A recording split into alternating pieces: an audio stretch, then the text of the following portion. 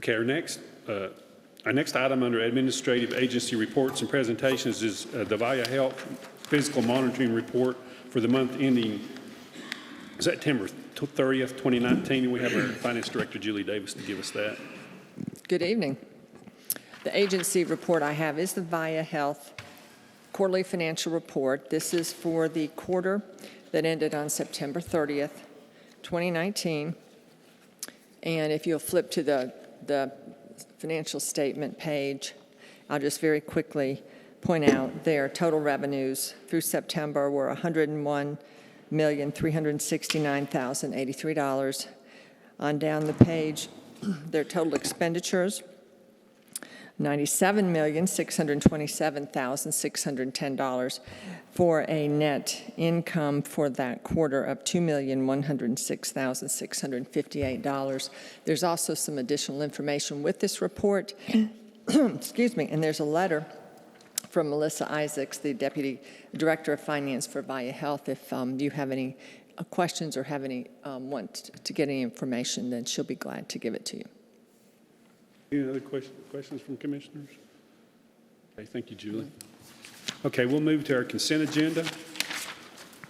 And the first order of business would be, the first item is the request approval of the November 4th, 2019 regular meeting minutes. Sorry, I'm getting tongue-tied tonight. The second item is the request approval for the Maggie Valley Fire and Rescue to enter into a financing agreement in order to purchase a new fire truck. That's under attachment 3. The third item is to request approval of budget amendment from the general fund for HHSA Meals on Wheels. It's a $40,000 contribution from the North Carolina Bridge Foundation to help support the county Meals on Wheels program, and that's attachment 4. The fourth and final item of the consent agenda is to request approval for fireworks displays at Chestnut Ridge Event Center on November 29th, 2019, and the town of Maggie Valley's Maggie First Night Committee on December 31st, 2019, and that's under attachment 5. Does anyone have any questions on any of the consent agenda items? Hearing none, I'll entertain a motion that we approve the consent agenda. So moved. Second. Okay, any other? Okay, all those in favor indicate by saying aye. Aye. Okay, that's unanimous. Okay, we'll move to our next order of business is a regular agenda. And the first item is to request approval of October 2019 refunds, releases, amendments, and discoveries. We have our tax assessor, Judy Hickman, here, and that's under attachment 6. Good evening. Evening. I'm requesting approval of the October 2019 releases, refunds, amendments, and discoveries. We had $145.96 in motor vehicle refunds. In releases, we had a total of $22,447.63. And in discoveries, we had $32,903.06. Anyone have any questions for Judy? Okay. Okay, I'll entertain a motion that we approve the October 19th refunds, releases, amendments, and discoveries. So moved. Is there a second? Second. Okay, any other discussion? All those in favor indicate by saying aye. Aye. Okay, that's unanimous. Okay, thank you, Judy. Thank you. Okay, our next item of business is to request approval of the October 2019 tax collections, updates, and refunds. We have our tax collector, Greg West, with us here tonight, and that's under our attachment number 7. Good evening, Commissioners. Mr. Chairman, I would like to request approval of the October 2019 tax collections, updates, and refunds. As of October the 31st, 2019, we have collected 22.82% for a total of $9,095,092.62. As of close of business today, we are collected at 45.65% for a total of $18,305,368. Since July 1st, we have collected $675,457 in delinquent taxes. So our office has been working hard on those as well. I think we've off to a good start. I'd like to keep it going. Our refund report is pretty much business as usual. nothing out of the ordinary there. I'd be glad to answer any questions that anyone has. Thank you, Greg. And I have noticed that this is the highest percentage rate in, I guess, ever. So we appreciate your hard work. Well, we appreciate that. I'd like to give a shout out to our staff. They're hardworking ladies, and also to the public. We appreciate them coming in, trying to make payment plans to keep people, in their homes and keep things going. So I really appreciate all that everyone does. Anyone have any questions for Greg? No, it's a good job. Good job, Greg. Thank you. Okay, hearing none, I'll entertain a motion that we approve the October 2019 tax collections updates and refunds. So moved. Second. Okay, any other discussion? All those in favor indicate by saying aye. Aye. It's unanimous. Thank you. Okay, our next item of business is to request approval for the refurbishment of the Francis Farm landfill flare in the amount of $42,142.18 from the Solid Waste Management Special Revenue Fund. And Randy Sisk couldn't be here tonight, and we have our Operations Director, Chris Boyd, here. Thank you, Chris, for coming. Thank you, Chairman, Commissioners. I'm requesting the approval to spend budgeted funds to buy various parts and pieces for the refurbishment of the otherwise known as flare part of the landfill gas collection system. Some of you are aware from being here at that time, in 2010, the county received a grant and approximately $1 million for the installation of a leachate collection and methane collection system, the flare being part of that. We knew at that point in time that the life of those particular parts and pieces were 5 to 7 years. Landfill gas is very dirty and very nasty. It's very corrosive on any type of metal. Unfortunately, because of that, and because of that corrosion, we have some parts that no longer function. So we're looking to replace those parts, to rebuild that flare, and to get that functional as soon as possible. And this is required by the state to have it flared. It is part of the measures that the county proposed to eliminate some of the methane migration that was caused as part of the unlined landfill. Do I have any questions? No. Okay. Hearing none, I'll entertain a motion we approve for the refurbishment of the Francis Farm landfill flare in the amount of $42,142.18 from the Solid Waste Management Special Revenue Fund. So moved. Second. Okay. Any other discussion? All those in favor indicate by saying aye. Aye. Anyone opposed? Okay, that's unanimous. Thank you, Chris. Okay, our next item of business is to request approval of a resolution honoring Lieutenant Steve Mann for 30 years of law enforcement service, awarding his issued badge and sidearm. And we have our Chief Deputy, Jeff Haynes, here tonight. Welcome, Jeff. And this is under Attachment 9. Good evening, Commissioners.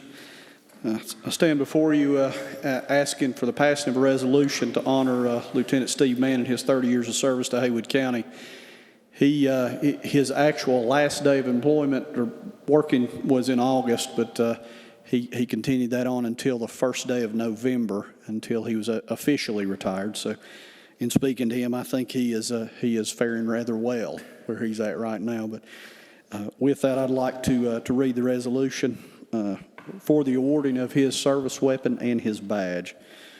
It says, whereas Lieutenant Steve Mann joined the Haywood County Sheriff's Office on 1 July 1991 as a deputy sheriff and held the ranks of deputy sheriff, sergeant, and lieutenant, all the while serving within the uniform and civil process divisions of the Haywood County Sheriff's Office.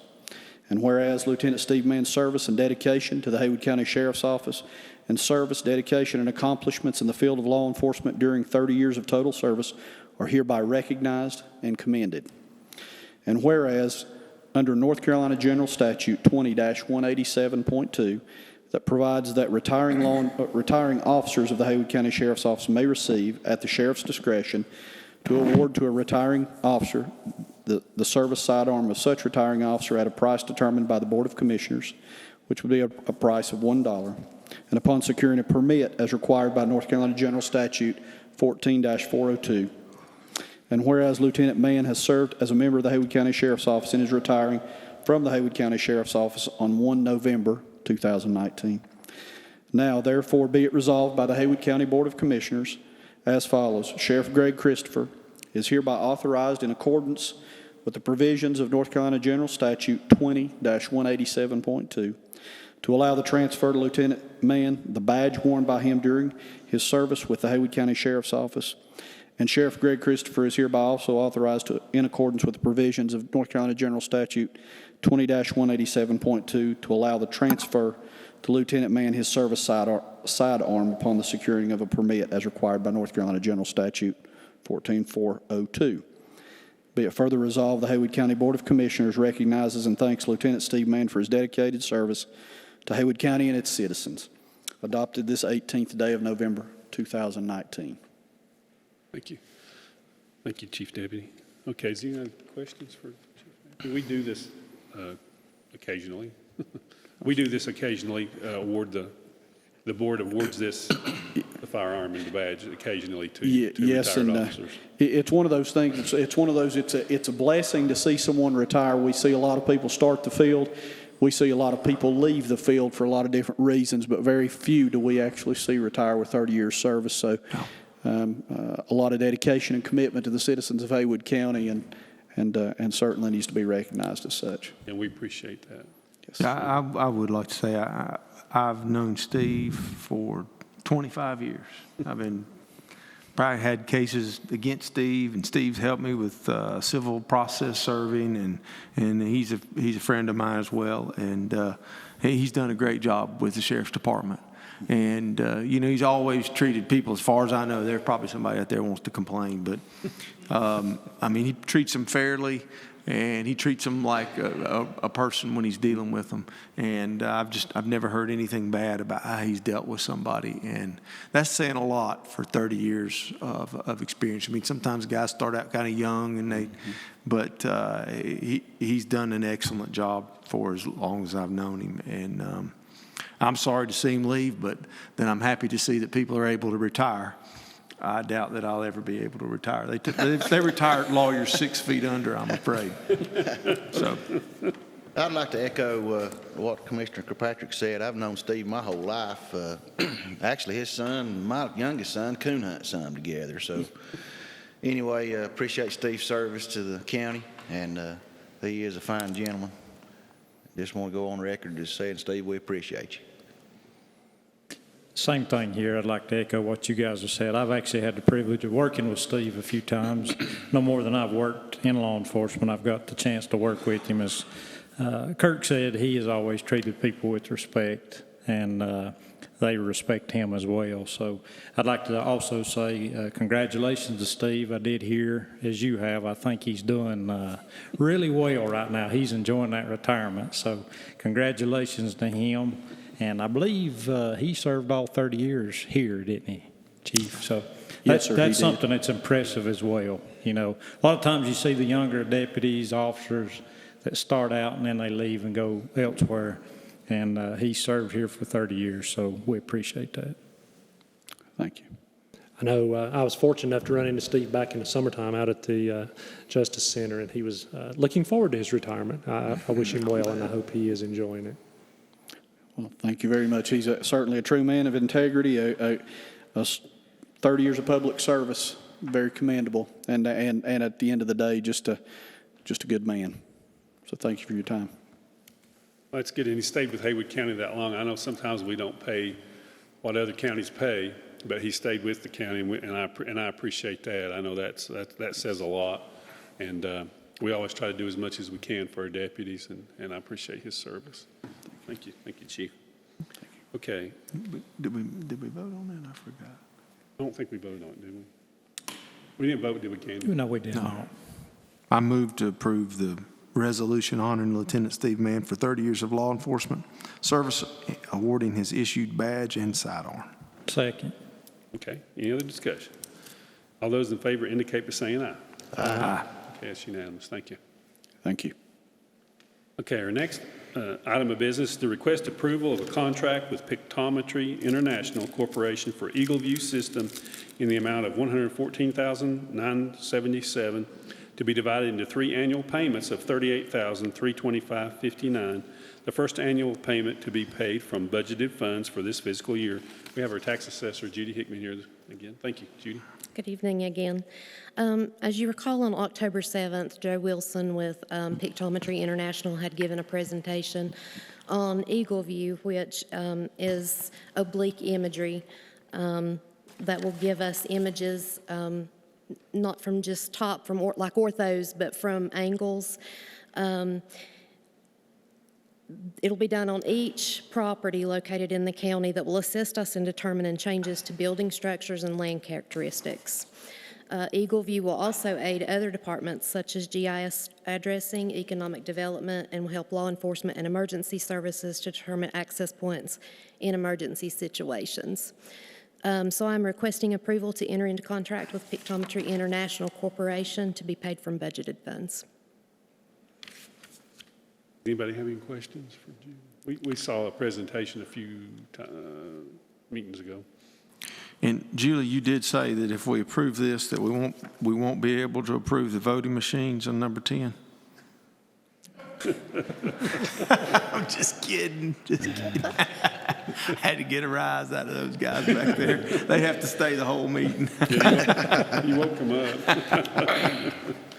I was going to sneak out the bag. Okay. I don't have any. We've talked about this before. I moved to approve. Okay, is there a second? Second. Okay, any other discussion? All those in favor indicate by saying aye. Aye. Okay, anyone opposed? No, I'm not opposed. Okay, Just as long as we get those voting machines, we got to get the voting machines. Thank you. thank you. Did we do that right, Candy? Okay. Okay, next will be to request approval to reject vehicle bids for fiscal year 2019-2020 based on incomplete bid documents and approve to rebid.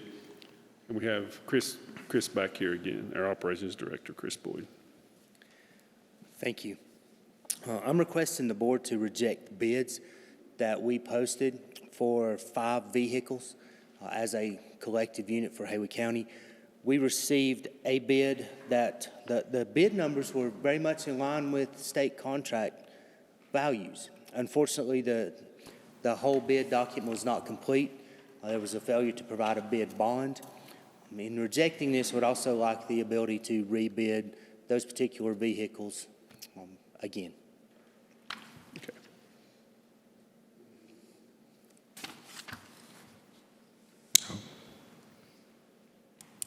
Okay. I'll entertain a motion to request approval to reject vehicle bids for fiscal year 2019-2020 based on incomplete bid documents and approval to rebid. So moved. Second. Any other discussion? Is this unusual?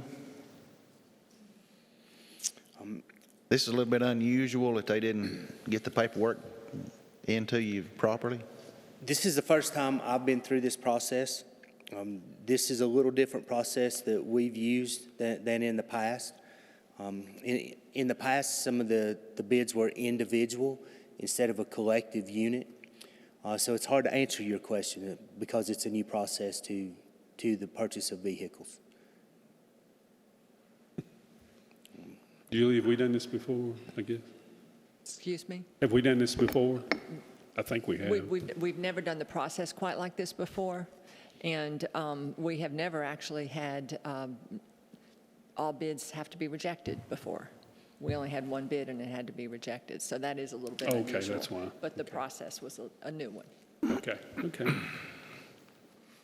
Any other questions? I'll entertain a motion. So moved. Is there a second?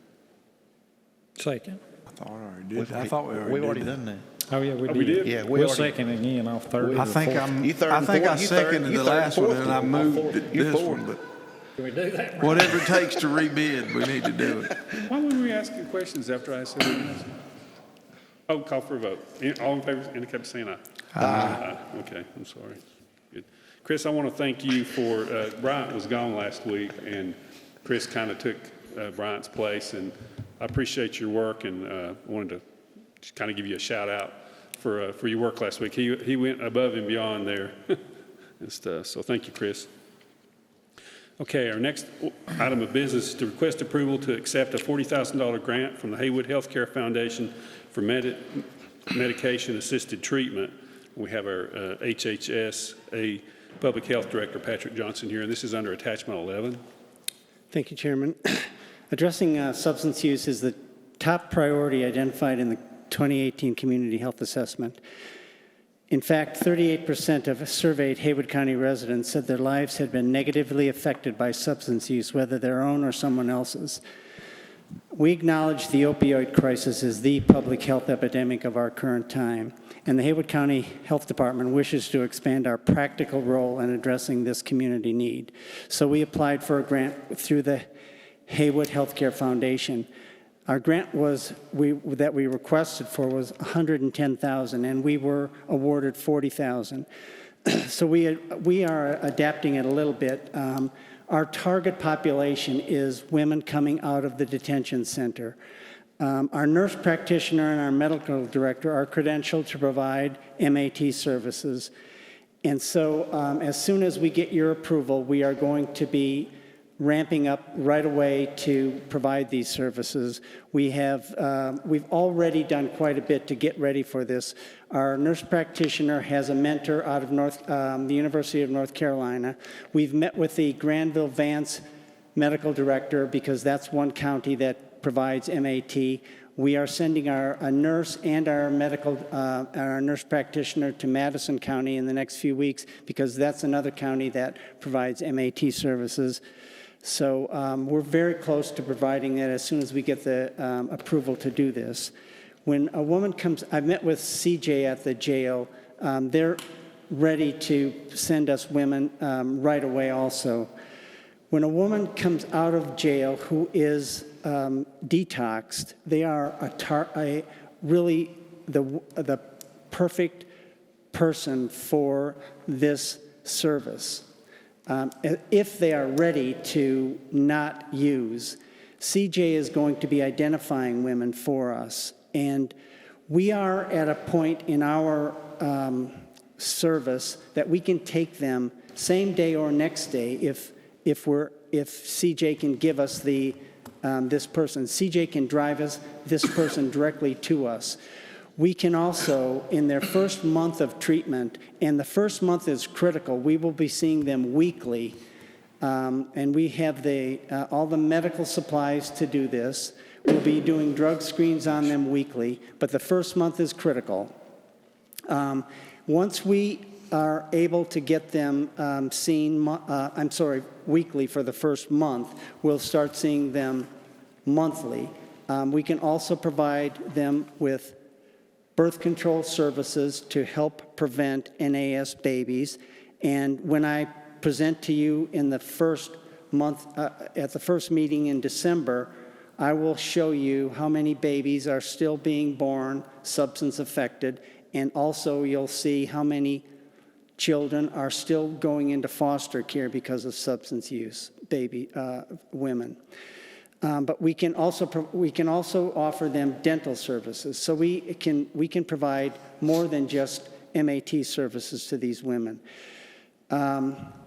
It's a small grant, but it's a start. I've already started another grant with the Pisgah Health Foundation, and I'll hear about that one I've provided the letter of intent, and if I get approved with that, I'll be allowed to submit a grant in late December. So I'm not going to just stop with this, but it's a start for us. So at any rate, there's not many health departments doing this, but I'm glad we're one of them.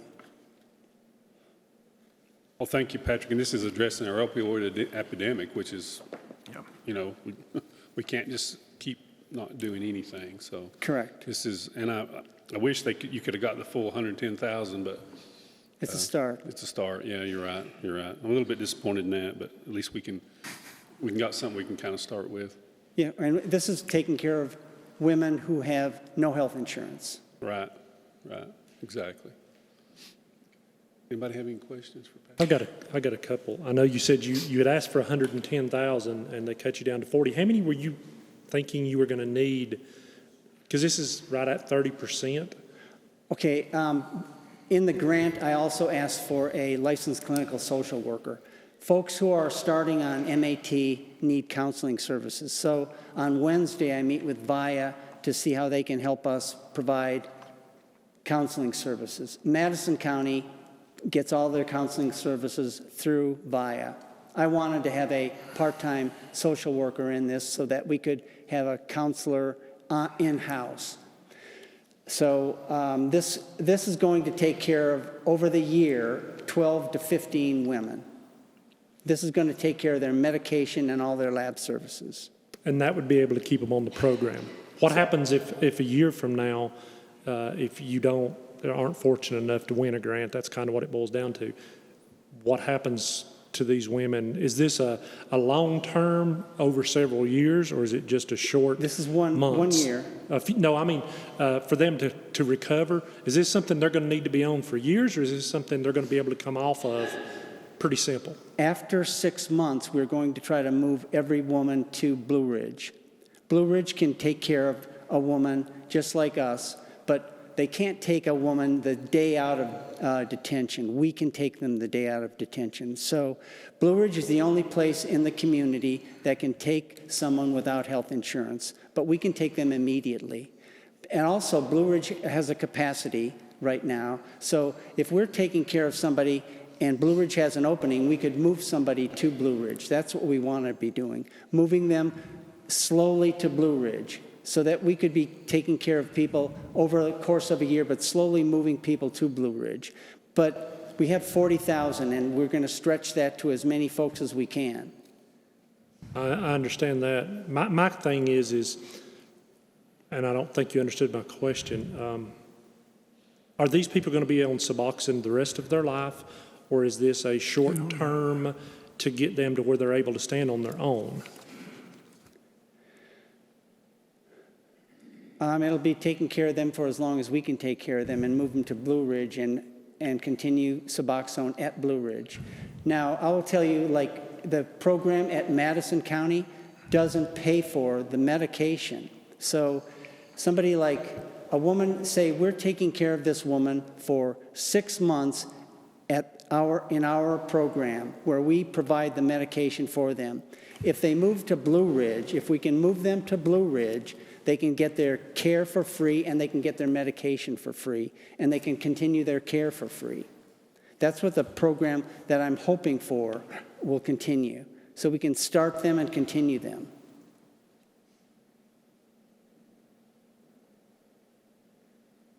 I think this goes back a lot to what the sheriff just said a few minutes ago. I mean, basically the sheriff said, at some point in time, these folks have got to decide on their own whether they're going to continue down this path of life or not. And you're providing them that opportunity as soon as they get out of jail, that bridge to provide this assistance from that point to the time that Blue Ridge can take over.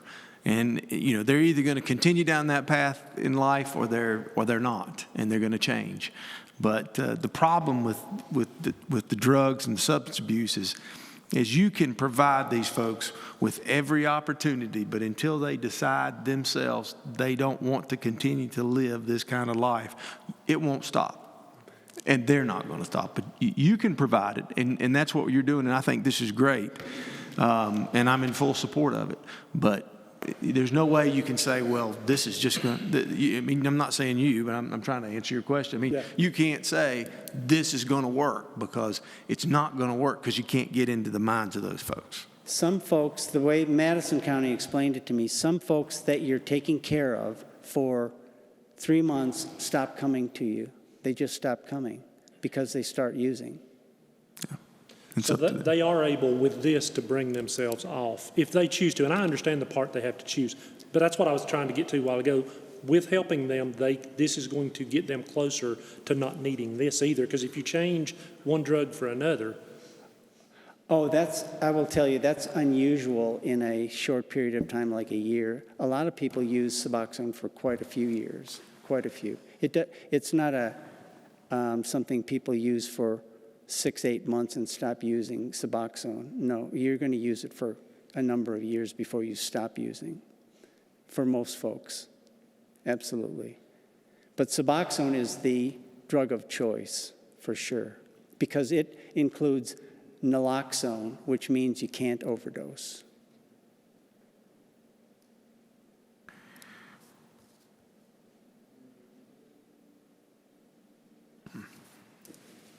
Okay, I'll entertain a motion that we accept the $40,000 grant from the Haywood Healthcare Foundation for medicated assisted treatment. So moved. Is there a second? Second. Any other discussion? All those in favor indicate by saying aye. Aye. Anyone opposed? Okay, that's unanimous. Thank you, Patrick. Okay, then to follow that up, we'll do to request approval of the budget amendment to go with the acceptance of the grant. We have our Finance Director, Julie Davis. That's under attachment 12. What I have here is a budget amendment for the $40,000 for the grant that was received by the Haywood Healthcare Foundation. And the Haywood Healthcare Foundation received over $1 million worth of grant requests and had only about $350,000 to spread. And so I think we were glad to get this $40,000. I think there's some other grants that I'll be bringing you by way of budget amendment that we got from the Haywood Healthcare Foundation in the next few months also. But this is to just appropriate the expense so that we can use it with that grant revenue. Okay. Any questions for Julie? I'll entertain a motion that we approve the budget amendment to go with the acceptance of a $40,000 grant from the Haywood Healthcare Foundation for the medication-assisted treatment. So moved. Second. Any other discussion? All those in favor indicate by saying aye. Aye. Anyone opposed? Okay, thank you. Thank Julie. you. Okay, the next item of the regular agenda is to request approval of budget amendments. The first is a capital project fund, public schools ADM lottery fund, $180,000, including additional school funding from restricted sales tax revenues from prior years, ADM and county match funding to replace the intercom systems at Tuscola and Pisgah High Schools in Waynesville Middle. And that's under attachment 13. And this budget amendment is to budget $180,000, which is a combination of 3 projects besides the Tuscola and Pisgah High Schools that we brought to you for ADM funding a few meetings ago. They've added the Waynesville Middle School that will not be paid from ADM funds. What the school system's trying to do is to drain down all the balance in their ADM funding from the state, and the county is required to match that at 25%. So they are drawing down $75,133. The county 25% would only be $25,000. However, they're requesting some of the additional sales tax money that we have reserved for the schools in order to complete the projects and add the Waynesville Middle School. So it brings it up, instead of a $100,000 project, it brings it up to a $180,000 project. So we're adding another $89,872 to this, but it's from the sales tax money that is restricted for the schools that actually is sitting in our fund balance. Have any questions for Julie? That's a good explanation. Okay, hearing that, I'll entertain a motion that we approve the capital project fund. So moved. Okay, is there a second? Second. All those in favor indicate by saying aye. Aye. Okay, anyone opposed? And then the next is from the general fund, public safety, the sheriff's office, $10,039 to cover ballistic tactical vests, helmets, and gas mask canisters from fund balance in the general fund where the prior year proceeds from illegal gambling rolled into fund balance. So, Julie, that's under This is attachment 14. another little bit of a complicated budget amendment, though I'll go through it very, very quickly. The sheriff has a need for $10,039 for this tactical vest. There was some gambling proceeds collected last year of $8,327.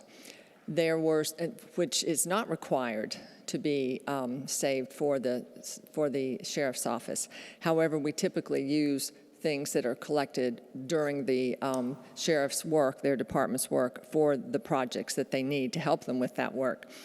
This year, after June 30th, in this fiscal year, they also had another event that caused them to collect $1,712 in some type of illegal gambling issue that they had. So they do have a total of $10,039. Part of it, the $8,000, is from fund balance that we're appropriating, and then the $1,712 is current year revenue that they have brought in that we had not budgeted at this point. Thank you. Any questions from Julie? Okay, I'll entertain a motion that we approve $10,039. So moved. Second. All those in favor, any other discussion? All those in favor indicate by saying aye. Aye. Okay, is anyone opposed? That's unanimous. Thank you, Julie. Thank you. Okay, and the next item is to request approval to purchase new election voting machines per resolution to recommend to the Haywood County Board of Commissioners the adoption and acquisition of voting equipment by the Board of Elections up to $642,154.73 to be paid from fund balance in the general fund, and approval for county manager to execute all documents pertaining to said purchase. Board of Elections. We have our Board of Elections Chairman, Danny Davis, here tonight, and that's under Attachment 15. And this is one of those state mandates that we have to have new voting machines because they won't certify our old ones. They decertified the voting machines that we have now, so we have to buy new machines. So anyway, Mr. Chairman, members of the board, thank you for the opportunity to address you tonight about this important issue. Before I get started, I want to thank my board members, Secretary Elizabeth Norris, Howard Sarles, and June Ray. They're all here tonight, the board members of the Board of Elections. I can't tell you how proud I am of all these people. We have truly done our due diligence and worked hard to come up with a recommendation that we have unanimously agreed with. Mr. McLean's not here tonight. Rusty's another member of our board. But I can't thank them enough for all the hard work that they have done to make this recommendation. I also want to thank the staff. The Board of Elections, like a lot of other places, you don't really think about them until something bad happens. Thanks to Robbie and his staff, nothing bad has happened in a long time. But Robbie and Doyle Teague, our assistant director, Robbie's the director, Jeremy Fish and Ann Boyd, I want to thank them. They were a big help in helping us understand how these voting machines operate. If some of you don't know, Robbie knows more about election law or has forgotten more than most of us know, and he and his staff is extremely well thought of throughout the state. You just have to go to one state meeting and everybody comes to Robbie and asks advice. And he won't talk about this, but they actually requested that Robbie and some of his staff go down and help make sure that the District 9 congressional election be run fairly this time. And so far, we haven't heard any problems since Robbie and his staff went down there and took care of that. So I want to commend our staff for what they do and the hard work they do. I was just telling Robbie, it's fitting that I'm here in front of you recommending a voting system. I'll tell a little bit about how old Kirk is here. Kirk was 13, I think, in 1982, when I was an attorney along with Judge Holt, representing a client who petitioned the State Board of Elections for a new election, in an election that was held here for irregularities concerning, guess what? Paper ballots. Mr. Crane was here, Frank was here. I was the secretary of the election board at the time. And I wanted to blame you for the problem, but it was under my leadership as secretary of the election board that the State Board of Elections held its hearing here and invalidated that election and started another one. And it was the year after that we bought our first voting machines in Haywood County. Thank you very much. 1983. And don't let him take the credit. It was that hearing and my lawyering skills that got us here. So it's only fitting that I'm here recommending a voting system to you 37 years later. And we have actually come full circle. we are back to paper ballots. So, I'm sure you're aware that the General Assembly has required the use of paper ballots in all elections commencing in 2020. And they decertified our present machines effective December 1st, 2019. So the primary has also been moved up until March 3rd of next year, which means this issue has some urgency because we have to get these machines in here and start working with them to make sure they're ready to go on March the 3rd. So I very much appreciate the opportunity to make our recommendation. As you know, the state law requires us to recommend to you a voting system. Our goal was to select the most secure, accessible, efficient, and durable and best system for the voters of our county that would continue to protect the sanctity of our elections here in Haywood County. And we believe we have done so. So we unanimously recommend to you that, I think you have the quote there, the election systems and software system, which is one of the systems certified by the state board, which has paper ballots. Some of those machines that you'll see there is a DS-200 precinct scanner. That's nothing more than the tabulators, Frank, that we got in 1982 after that hearing. There's a high-speed digital scanner and the express vote marking devices that meet all the ADA requirements, Americans with Disability Act. For early voting and for each precinct, along with all the accessories, with all of this stuff to secure all these machines and make them work the way they're supposed to. We had 2 surge protectors, I'm told, during the last municipal elections catch on fire. So you can't have just any surge protector. You can't go to Walmart and buy surge protectors and cords for these things. You have to have what the manufacturer recommends. And that, I think that's part of the accessories we've recommended to you to make sure that doesn't happen again. So I can answer some of these questions if you have them about some of these technical issues. Michelle Mirakowski is here from Election Systems and Software. And Print Elect, if you have any technical questions, she knows a lot about it. So she's come, and I thank you, Michelle, for coming and being here with us tonight. If you have any questions that are more technical than I can answer, then, which I'm sure you will, she can answer those questions. The cost, I think you have $642,154.73. I think previously $800,000 had been appropriated at some point in time. So I feel good to let you know that we've come in well under what you appropriated, because we were cognizant of your budget constraints, and that was always on our mind. However, this is the system, this is the least we can get by with and make things work, and we're confident that it will, or we wouldn't be recommending it to you. So that's what we're recommending. Also, you need to know something about this system. The Print Elect and ES&S have a North Carolina correction. Print Elect's actually located in New Bern. Michelle has actually worked with our Board of Elections, and ES&S is the company that has had our DRE machines before that we've had. So we've had a good working relationship with them, and that was another reason I think that we looked at them and decided on them. Plus, their equipment was just a lot more durable, a lot more efficient. Some of the other machines that I observed, it was taking 20 or 30 seconds for paper ballots to be printed out. These come out just like that.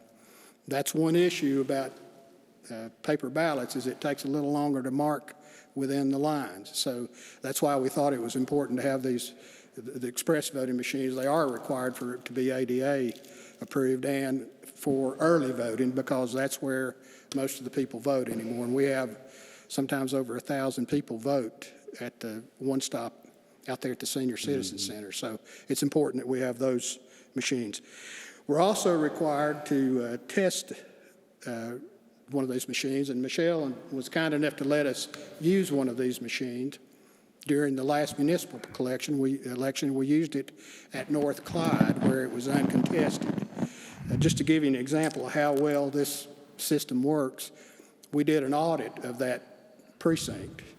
It took us 32 minutes to hand count 55 ballots with 3 human errors along the way that we caught. This machine did it in 2 minutes. Wow. So that's what we're talking about. The other thing for the general public to know is these machines are secure. They are not online, so they cannot be hacked by computers online. And this is what a majority of the counties are purchasing. I think there may be some others, but this is what a majority of them are purchasing.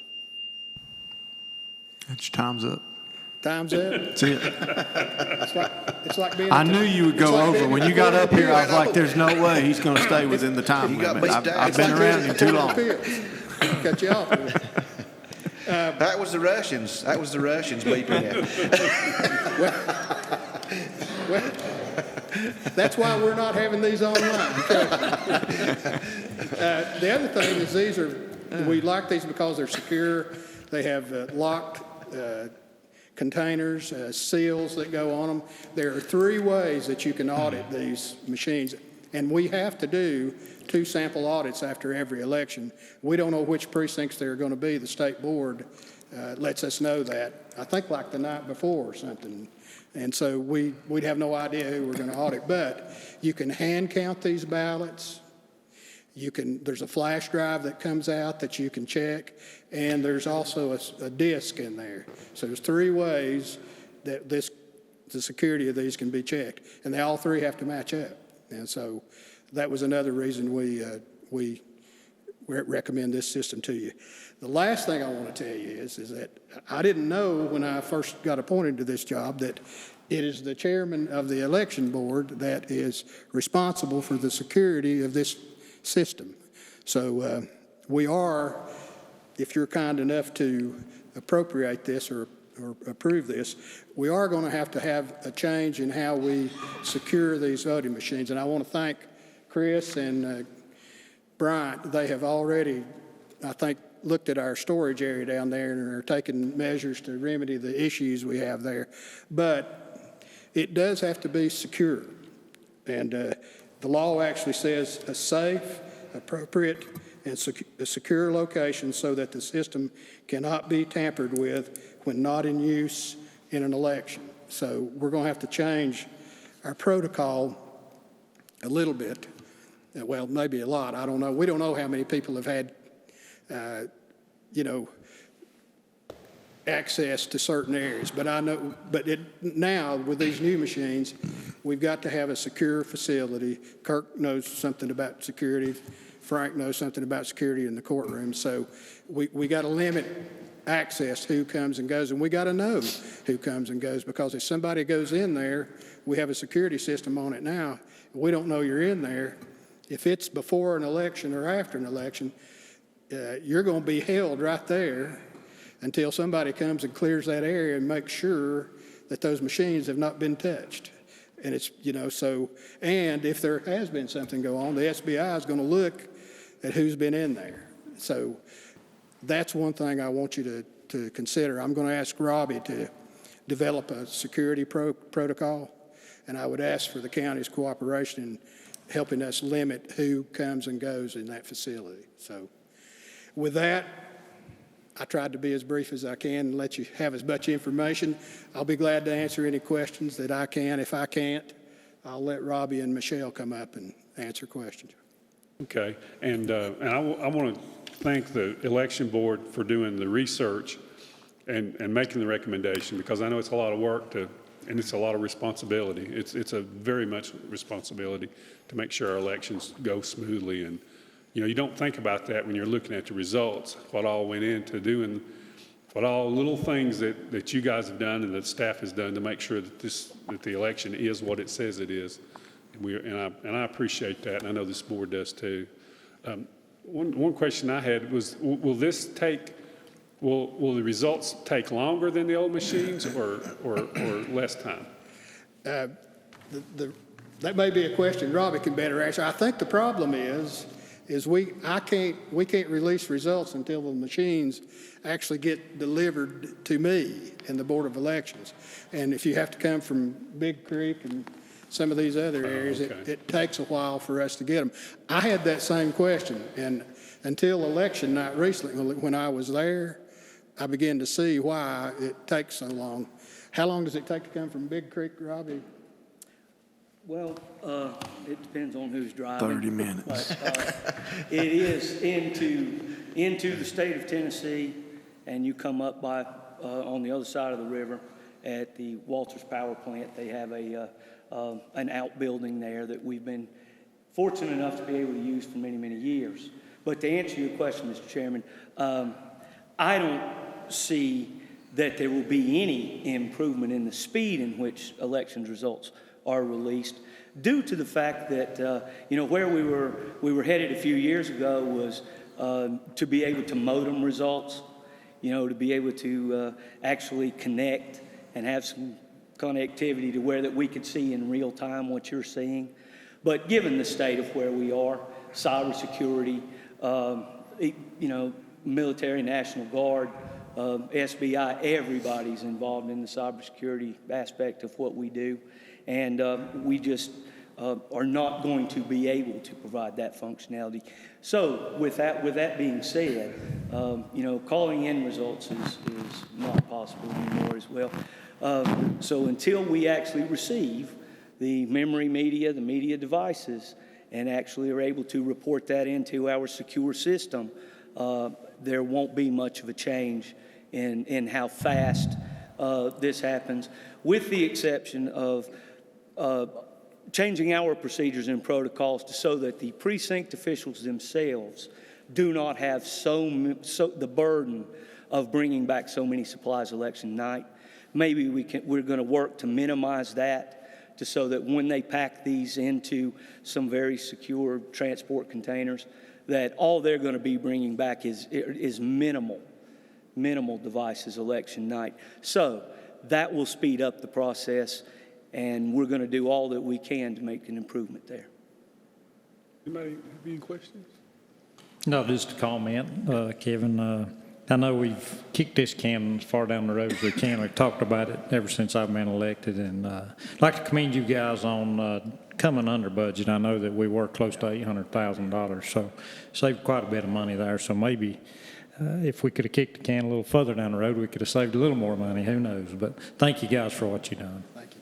I'd like to echo Commissioner Rogers. Appreciate Mr. Inman and his dedication to elections in this county. I learned early on that Mr. Inman is very serious about our election process, and I appreciate that, and his staff and everybody works for him. And he is constantly seeking to make sure that we have good, free, and fair elections in Haywood County, and I appreciate that. Appreciate all the work your volunteers and all the board members that you have. Thank you. No, I just echo that. I appreciate the effort and time. I could tell that you took a lot of time and effort in making this decision, and we've been forced to do this, and you've done the best you can with it, and grateful to have the board, and Robbie, grateful to have you as always. Thank you. Okay, I'm going to read this again just because I want to make sure it's exactly right. Okay, I'll entertain a motion to approve the purchase of new election voting machines per resolution to recommend to the Haywood County Board of Commissioners the adoption and acquisition of voting equipment by the Board of Elections up to $642,154.73 to be paid from the fund balance in the general fund, and approval for the county manager to execute all documents pertaining to said purchase of the equipment. So I'll entertain that motion at this time. So moved. Is there a second? Second. Okay, any other discussion? Okay, all those indicate by saying aye. Aye. Okay, anyone opposed? Okay, that's unanimous. Thank you, Mr. Chairman, members of the board. Thank you very much. One other thing, Mr. Davis, if you don't mind, we've been here 2.5 hours. Why not go a little longer? Well, Who won the election in 1982? I want to know who won the election in 1982 that you and Frank were responsible. He was with the Board of Elections. It was his fault, really. Oh. Who won? Well, it depends on who you ask. Okay, I'm sorry. Thank you very much. Okay, thank you. Okay. And then the next item is to request approval of a budget amendment to go with the Board of Elections voting machine discussion in the amount of $642,155 from the fund balance in the general fund. Julie? What we're doing here, since we didn't actually put this money into the budget to spend, we knew we were going to be appropriating fund balance now that we have the amount. What we're going to do now is put the $642,000 into capital outlay in the elections department for capital outlay equipment, and then appropriate fund balance for this. Any questions for Julie? Okay. I'll entertain a motion that we approve the budget amendment for $642,155 from the fund balance. So moved. For a second? Second. Okay. Any other discussion? All those in favor indicate by saying aye. Aye. Anyone opposed? Okay, that's unanimous. Thank you. Julie. Okay, then our next order of business is appointments, and we have our County Manager, Brian Moorhead, to request approval of appointment of Todd Murdock to the Recreation Advisory Board. That's under Attachment 17. Thank you, Mr. Chairman. Mr. Murdock was approved unanimously by the Parks and Rec Board. He has served for 25 years as the Director of Project Discovery at Western Carolina. He's been an adjunct professor in Parks and Rec. He has a high interest in outdoor recreation, especially greenways and bike and hike trails. So we're recommending him to be appointed to the Parks and Rec Board. Anyone have any questions for Brian? Yeah, I'll entertain a motion that we approve the appointment of Todd Murdock to the Recreation Advisory Board. So moved. Is there a second? Second. Okay, any other discussion? All those in favor indicate by saying aye. Aye. Okay, anyone opposed? That's unanimous. Okay, our next order of business is a closed session, and we'll be going into closed session under acquisition of real property, which is under General Statute 143-318-11A5, and personnel under General Statute 143-318-11A6. So moved. Second. Okay, all those in favor indicate by saying aye. Aye. You expect anything? We'll be adjourned when we enter our chambers in the back. Okay, we're back in regular session. Does anyone have any other, anything else for the board? I hope everyone has a happy Thanksgiving, by the way. Yep. So wish y'all happy Thanksgiving. I hope everybody has a happy Thanksgiving too. And I'm thankful. But I'm not going to say why I'm thankful this time. Okay. Well, it's really late and we're all pretty tired. So I move to adjourn. Okay, so second. Okay, all those in favor indicate by saying aye. Aye. Okay, we're adjourned. Thank you.